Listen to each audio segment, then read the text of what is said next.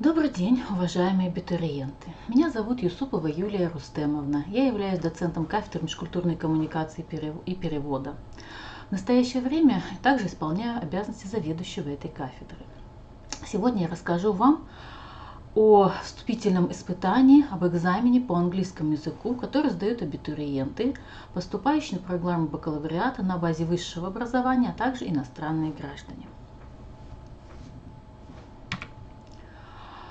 Экзамен проводится дистанционно в формате теста. На выполнение теста дается, как вы видите, 60 минут. Тест состоит из 25 вопросов, заданий по темам, представлены на слайде, вы их видите. Да? То есть все темы связаны с английским языком. В большей степени это грамматика, первые 4 темы основные, и одна из них страноведческая тематика.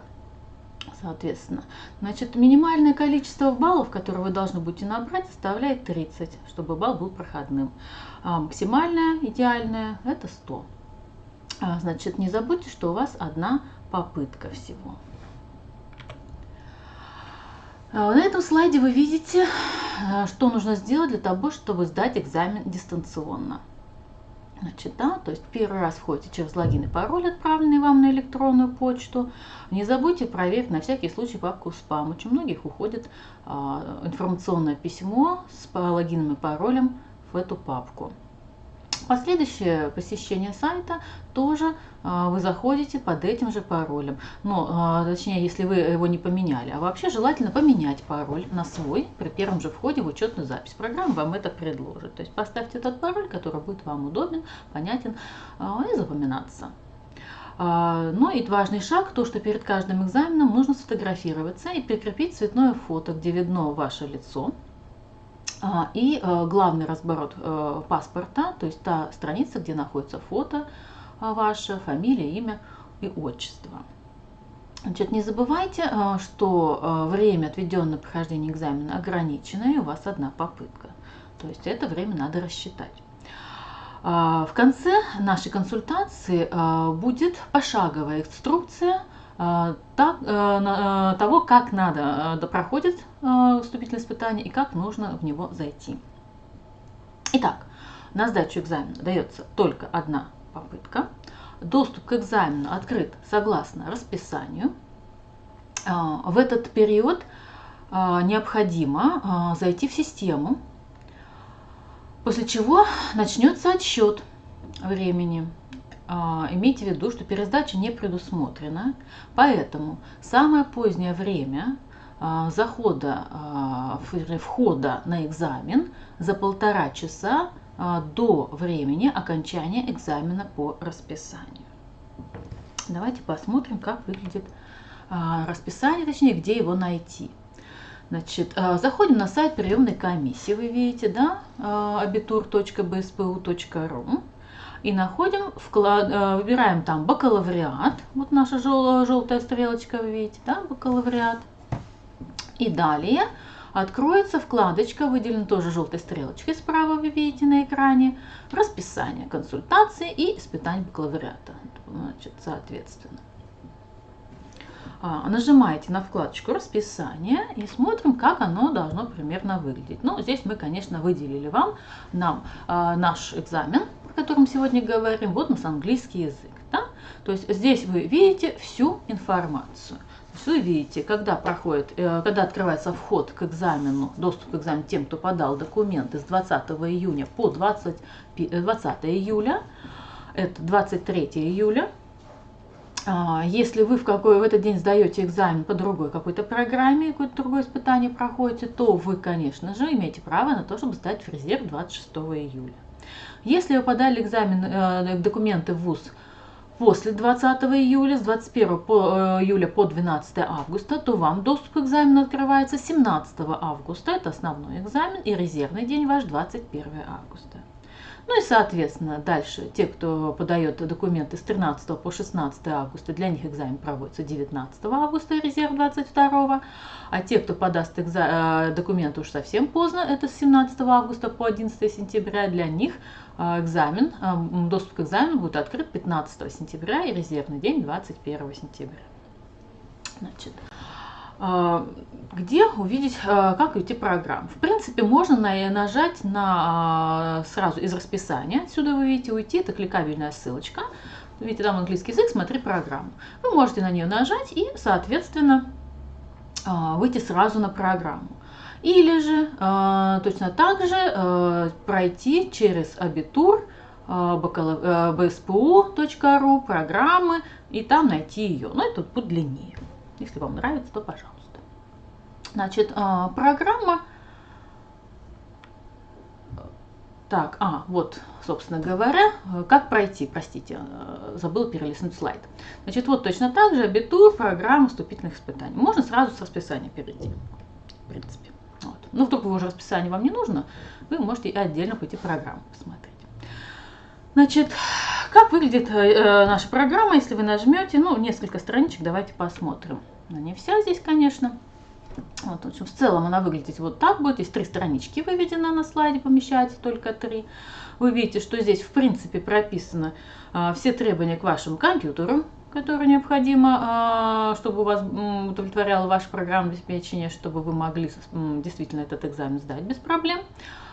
Здесь более полно и точно расписаны все разделы, которые входят в вступительные испытания, уже с подробностями. То есть не просто синтаксис, а конкретно вот структура простого предложения с простым составным глагольным, именно глагольным сказуемым, да, например. Что входит в лексику, что входит в стерноведение конкретно, да, 2 какие темы. Вот эти 3 раздела уже расписаны подробно. Значит, что мы смотрим в программе? На какие темы надо обратить внимание, да, на разделы внутри темы. Ну и также там будет указано, какую литературу лучше использовать и какие сайты и ссылки можно, значит, нажать, посмотреть дополнительно, чтобы подготовиться к экзамену. Задания, как я уже обещала, мы посмотрим примерно, выглядеть могут так, они тоже представлены, примерные задания у нас в программе. Значит, вы видите, что все это задания закрытого типа. Необходимо либо продолжить высказывание, либо ответить на вопрос, выбрав один из указанных уже в тесте представленных ответов, один вариант из предложенных. Значит, среди рекомендованной литературы, вы видите, есть несколько источников, их будет немного, это основные источники, которые предполагается, что работают, с которыми работали школы или учебные заведения. Вы обратили внимание, что у вас там стоит уровень школьный английского языка, поэтому здесь перечислены в первую очередь, конечно, учебники школьные, которые утверждены Министерством образования Российской Федерации, но, естественно, вы не ограничены этим списком, и все темы, входящие в экзамен, могут изучаться и по другим источникам. Ну и на этом слайде, на последнем, представлены контакты, то есть еще раз мое имя, отчество и фамилия Юсупова Юлия Рустем, моя почта.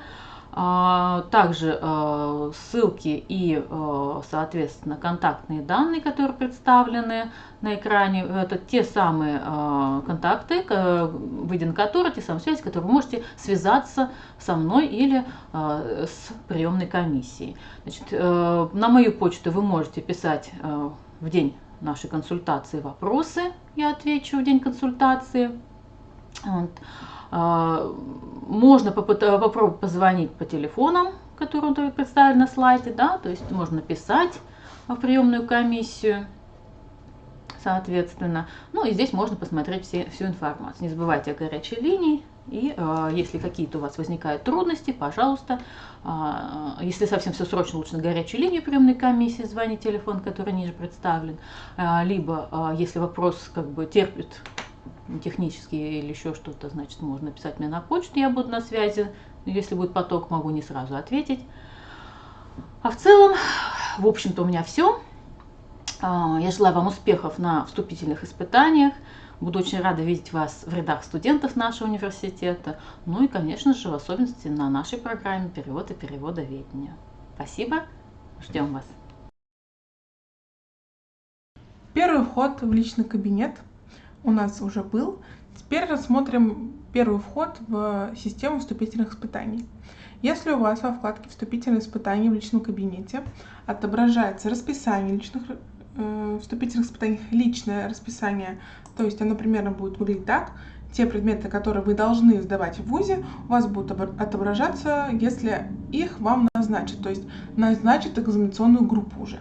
Как только у вас вот в личном кабинете отображается такая табличка, значит, к вам пришло письмо на почту об учетной записи в системе вступительных испытаний. То есть вот вступительные испытания БГПУ имени Акмуллы, новая учетная запись. Обратите внимание, что часто вот именно эта рассылка попадает в папку спам. Обязательно проверяйте папку спам.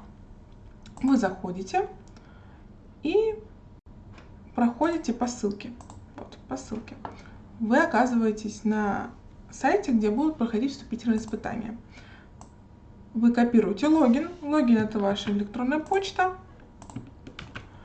И пароль, обратите внимание, что он временный, то есть вы заходите через него только один раз. Заходим. При первом заходе вас потребует, чтобы вы сменили пароль на свой собственный. Все. Как только вы смените пароль на собственный придуманный, вы под этим паролем всегда заходите на любые экзамены именно под своим собственным паролем. То есть никаких новых вам уже не пришлют, если у вас несколько экзаменов. Вот я поменяла все на собственный, то есть все, я свою учетную запись полностью поменяла, теперь зайти могу только я. И вот уже вот этого нашего абитуриента тестового вступительное испытание есть, социальная психология. Обратите внимание, что 23 июля, то есть только 23 июля вы сможете сдать это вступительное испытание. Тут у вас будет путеводитель, который вам, если что, поможет разобраться, как этот сайт работает. Но я быстренько вам все-таки объясню какие-то моменты. У вас тут будут закреплены две инструкции по закреплению файла. Она вам пригодится для того, чтобы закрепить вашу фотографию перед непосредственно экзаменом. То есть, например, вот у нас говорится дать ответ на задание. То есть надо сделать сначала фотографию с паспортом, чтобы потом у вас открылся тест для прохождения.